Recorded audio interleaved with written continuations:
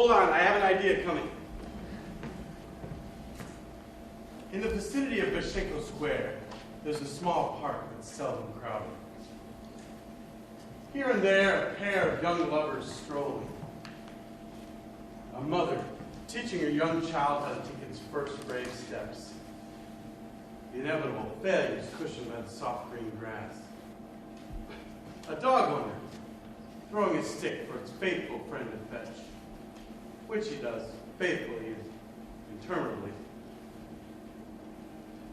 A young girl calling fresh flowers for sale, which is only partially true.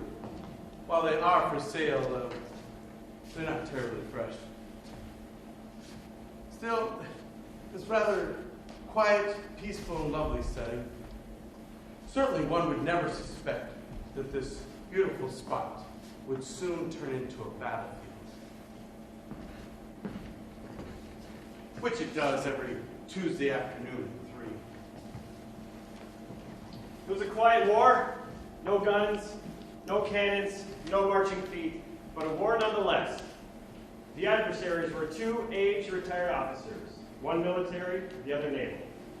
They had served their country long and with distinction, and now, in the twilight of their lives, still had flickers of sparks igniting their passions. Alas, no fire ever started. They debated every topic under the sun: politics, sport, literature, women. They never ran out of topic to disagree about, and the only thing they did agree on was to meet next Tuesday at 3 p.m. at the same bench for the purpose of continuing their disagreements.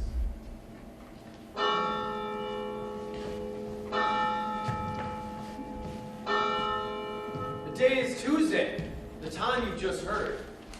I'd best be moving on because the bench that I'm sitting on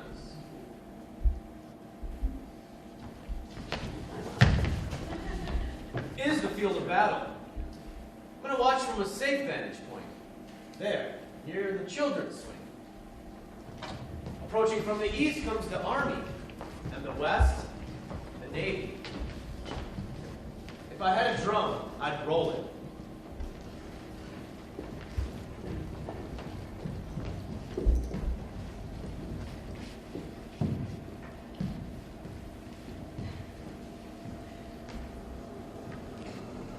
Cool weather we're having, isn't it? Well, it's warmer today than yesterday. They say it may rain. No, I think the sun's coming out. It's coming. So I believe it's your turn to choose the subject. I've got one. A good one, in my opinion. Very well, what is it? Lunch. Lunch? Your subject is lunch. Well, it's my turn, isn't it? I pick lunch. Not much of a subject, in my opinion. Well, does that mean you concede? I concede nothing. Merely stating it's a poor choice of subject, but if I accept the challenge. If it's lunch, it's lunch. Start. Are you ready? Would I say start if I weren't ready? Start means I'm ready. Go ahead. Start. Very well. Appetizers. Appetizers, yes. To me, the very best appetizer is herring. Wrong. Wrong? Well, herring is not the best appetizer. It is good. I didn't say it wasn't good. But it's not as good as caviar. Well, you're wrong. Caviar is far too rich for an appetizer. It should be reserved for special occasions and served with a bit of champagne. As a snack, yes. An appetizer, never. You're telling me that fresh caviar with lemon juice, finely chopped eggs, raw onions, garnished with parsley, and served on lightly salted wafer-thin biscuits is not a good appetizer. Well, do you want to compare it with herring, served in a white cream sauce, marinated onions, 2 large black olives sitting on either end of the plate, sprinkled with dill, and served with the end piece of a fresh brown bread to soak up the drippings of the herring, and the dill, and the onions, all into one final succulent mouthful? You argue well. I concede the appetizer. Thank you. Next course, soup. Soup, yes, well, I don't think we'll have any argument here. Borscht. Borscht? For soup, you pick borscht. Out of all of the soups in God's creation, you pick an ordinary dish of borscht. Not in a dish, in a bowl. And there's nothing ordinary about piping hot borscht with sweet sugar beets, Ukrainian style with ham and country sausages, and topped with a thick white sour cream. Oh, are you prepared to challenge a soup like that? Well, I would sooner have a cabbage soup, steaming from the pot with thick chunks of boiled potatoes and globs of tender meat still hanging from the bone. And sooner than a cabbage soup, I would take a full-bodied vegetable soup with carrots and fresh asparagus and cauliflower stalks, parsnips, fresh tomatoes. Well, and sooner than a vegetable soup, I would take a fish soup with tripe and giblets and young kidneys floating on the top so thick you would have to push your way into the soup. Just a minute. Now, I'm not talking about your everyday, average, run-of-the-mill served in a restaurant borscht. No. I'm talking about peasant borscht. The kind you eat with a pound of cornbread in your left hand. And in your right hand, a thick, heavy wooden spoon. Oh, well, a wooden spoon. You didn't mention the wooden spoon before. That changes everything. I concede the soup. I accept it. How do we stand? Well, let's see now. You won the appetizer and I won the soup. Well, up to here, it's a very close lunch. Yes. Next course. Next course is fish. Oh, well, fish. I don't really care for fish. Whatever you choose for fish will be fine with me. You don't like fish? Well, it's not that I'm dead set against it. It's all right every once in a great while. I just don't find it substantial enough. It never satisfies me. To me, the most important part of the meal is the roast. Why don't you mention a fish, and then we can move on directly to the roast. So you'll concede the fish, then? Mention a fish, and I'll concede it. Pike. A nice piece of pike. Carp is better. But you just conceded the fish. Well, that was before I knew you were going to pick pike. I don't find pike a tasty fish at all. Now, look here. A nice piece of pike, raised in butter, with stewed tomatoes and a heavy mushroom sauce. That's not tasty. Well, it's tasty if you smother it with a carp broiled in lemon juice. But you've already conceded the fish. All right. I won't make an issue out of it. Just change it to carp and I'll concede. But carp is your fish. Then I'd be conceding. Well, the option was yours. You could have chosen carp ahead of me. If I drop pike and pick another fish, then might you concede? Fair enough. What would you change it to? Brook trout, broiled with almond slices. Poached salmon served in hollandaise sauce. I thought you didn't like fish. Well, maybe it's only the ones that you choose that I don't like. You are purposely doing this. You accuse me of being false to my tastes? You dishonor me! I dishonor no one! I call for a stalemate on the fish. No, a stalemate. Don't give up so soon. There are really so few fish that I like. Very well.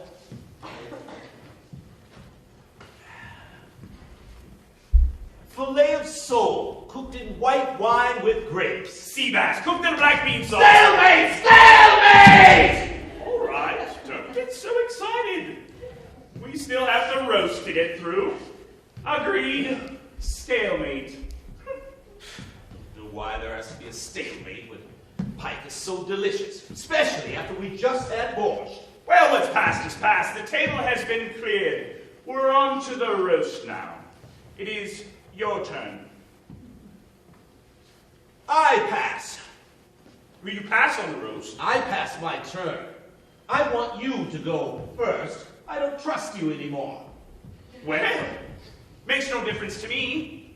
I contend that the best roast is boiled beef, seared with white-hot horseradish, marinated onions, giblets, peas, beans, cold spring wine, fresh white bread.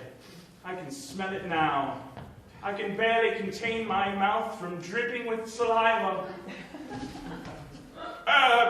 It is, I believe, your turn. Unless you'd concede to boiled beef, I did not concede to boiled beef. Well, then mention if you can a better roast. Nice piece of pike. Pike is a fish! We're through with the fish course! Not in the case of a stalemate. In a stalemate, you can always go back and try again. Well, when was this decided? Just now, I decided. Well, all right. You say pike again, I say carp again. Double stalemate, on to the roast. Boiled beef, your turn! Boiled beef. Herring, borscht, and boiled beef. This sounds like a meal fit for a cold, hungry foot soldier, not a commanding officer and a gentleman. Well, could be. I don't accept it. I don't concede? No, I don't concede. I challenge it. I could challenge your boiled beef with a quail. I could challenge your boiled beef with a brace of partridge. I could challenge your boiled beef with a roast turkey. Well, turkey? Well, you may have something there. I could challenge boiled beef with a hen. A fat, juicy, white meat, thick-breasted hen. Well, certainly. A hen is always nice. But I'm not going to. No? Nope. I challenge boiled beef with a duck. A duck? Well, I forgot about it. How could I overlook it? What kind of duck? A duckling. A plump, round young duckling. One that had a taste of ice during the first frost. And then it's roasted. Hand roasted. The skin to a deep golden brown. Skin so crisp, it crackles in your mouth.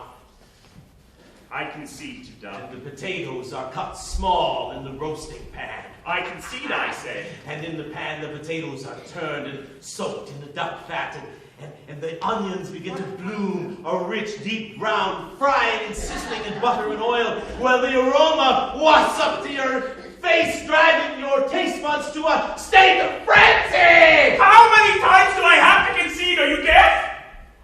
Well, you're purposely doing this to me to get back at me for not liking the pike. I concede to duck, all right? I concede. Main course is over with. We're on to the dessert now. And the duck is basking in the juices of Spanish oranges. Enough already!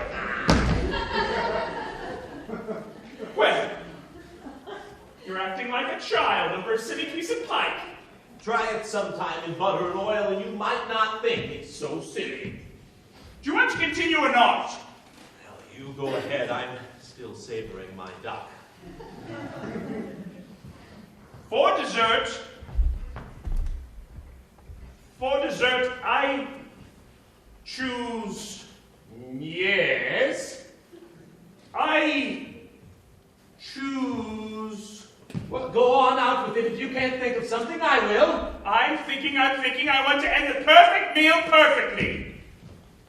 I choose for dessert. Cold peaches, sweet cream, and brandy. Cold peaches, sweet cream, and brandy. That's mine. You can't steal my dessert. I can steal it if it takes you an hour to think of it. In order to have the perfect meal, it's not just about what you eat, it's when it's served. If I waited for you to think of that again, I'd be hungry again. I'm through arguing with you.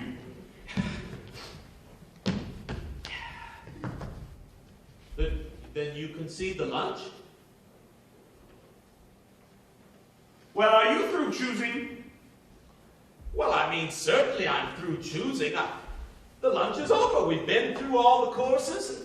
I've won a clear-cut victory. Concede that fact, and we shall go home. Then as far as you're concerned, the lunch is over. I mean, you're certainly through choosing. Well, of course I'm through choosing. What in God's name could follow cold peaches, sweet cream, and brandy? A cigar. A big, black, Panatella cigar, followed by a 2-hour nap. Forgot a cigar and a nap.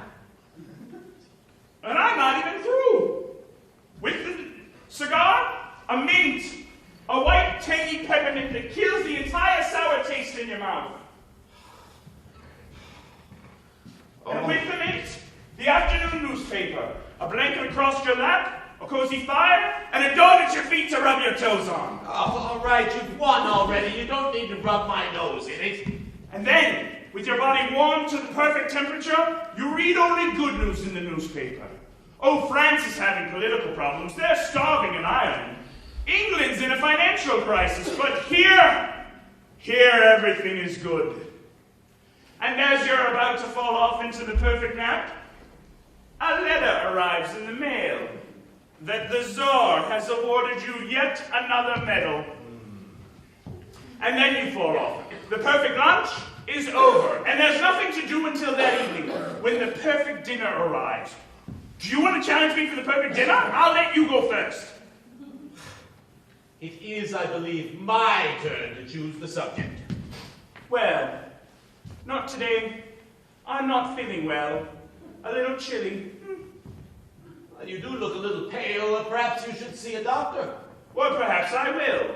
Perhaps I'll drop in on Dr. Wyszynski. Wyszynski? That butcher? Why, he knows as much about doctoring as my 3-year-old granddaughter. Are you telling me you know a better doctor in Russia today than Wyszynski? Do you challenge me? I challenge you! But not today. Next week. Next week it is, then. Oh, you're right. I think it is getting a little chilly out. No, I think it's beginning to warm. In fact, the sun's coming out. Why, it'll rain before you get home. Next week, then. Next week.